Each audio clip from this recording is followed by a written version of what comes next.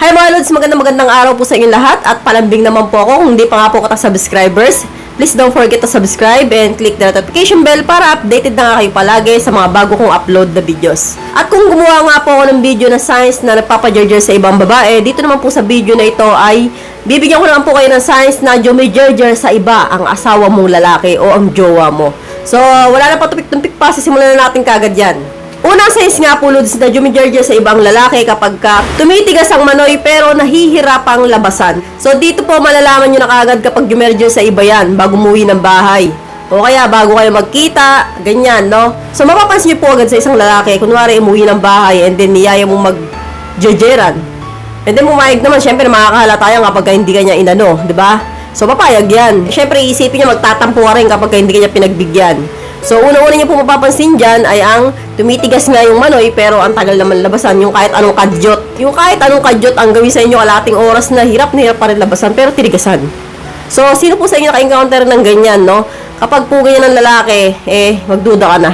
Lalong-lalo na kung umuwi ng bahay ng late. Tapos, para may tinatago sa cellphone. So, alam naman natin, Lods, kapag ang lalaki sa iyo lang jumijerjer, mabilis ang tigasan at mabilis din yan labasan. Pero kapag pangalawang round ka na o pangatlo, may hihirapan na yan. Kahit anong gawin mo dyan burat siya, wala na. So, titigas lang yan pero hindi lalabasan.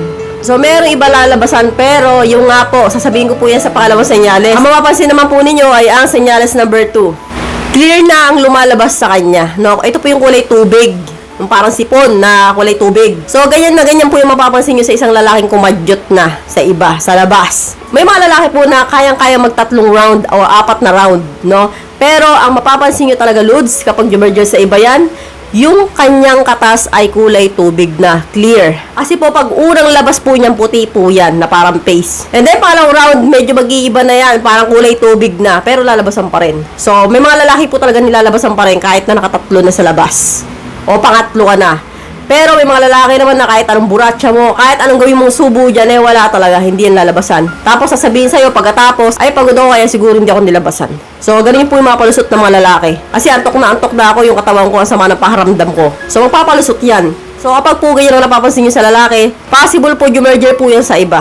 So, nagtatawanan na naman yung mga lalaki dito nanonood sa akin. O, sabihin nyo, umali ako. So, sabihin nyo po umali yung signs na binibigay ko sa inyo. So, i-comment nyo sa baba kung guilty ka.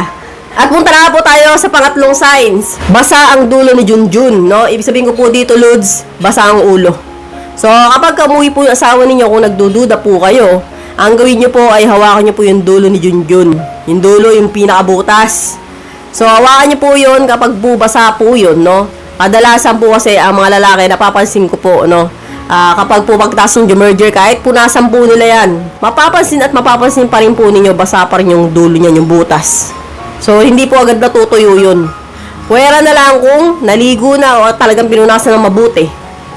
Pero kadalasan po ang mga lalaki, onting punas lang yan, bihis na ng short yan, okay na. So, hindi na po nila iniisip yung mga ganon bagay. Kaya po mas maganda po maging wise ka po pag uwi niya po, kapain po agad yung dulo ni Junjun.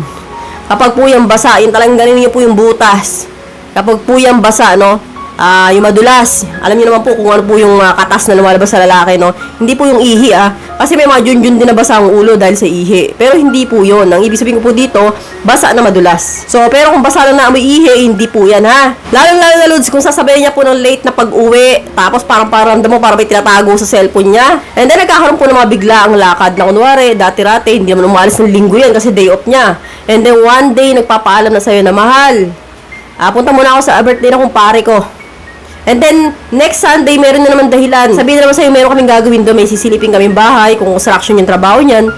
O magduda ka na, Lods. So, yung mga ganun po na, yung mga ganun pong lakad na dati-rati hindi naman niya ginagawa. At syempre, kung matagal na po kayo nagkasama niyan, mahalata niyo naman po yung bagay na nagbago sa kanya. So, Lods, yung alam po yung mga signs na jumerger sa ibang lalaki. I hope you learned something new in this video. More videos to come, so stay connected and see you again to my next video. God bless. Bye-bye!